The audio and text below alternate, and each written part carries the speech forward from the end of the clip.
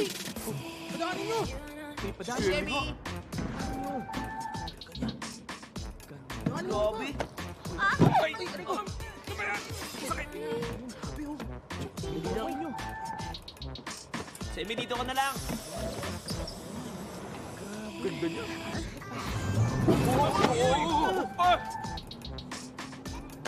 Galit dyan! Pasensya na.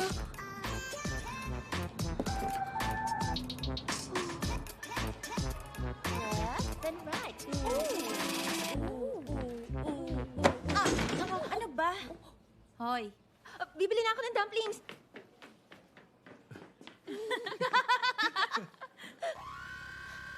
Tingnan niyo to. Dala niya ba yan? Ano yan? Haba? Wow. Cookies? Ang pangit Ang effort niya Ang tanga mo kasi hindi mo alam kung anong nararamdaman ko. At tanga rin ako. Ano ba namang sulat niya? Napaka-cheesy naman. Hoy. Ha? Magyaya ng date si Mandu? Ano? Ba't di ka makapagsalita dyan? Kaya pala magkaibigan kayo.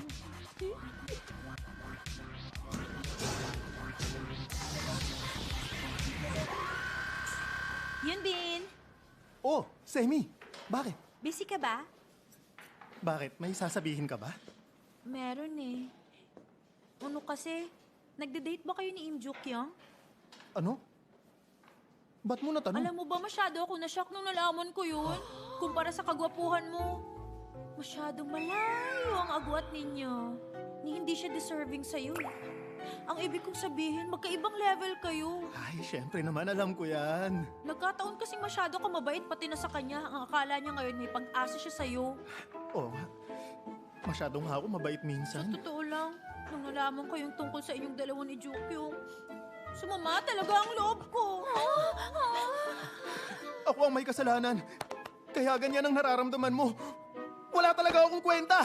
Ang sama ko. Oh, tama na. Huwag mong gawin yan sa sarili mo. Baka mabawasan ang kagwapuhan mo niyan. So, paano? Magkita na lang tayo next time, Yoon Bin? Kailang next time? Mamaya?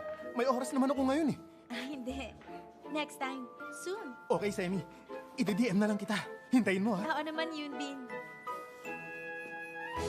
Kukontakin kita! Grabe, ang dali nun. Wala naman agad.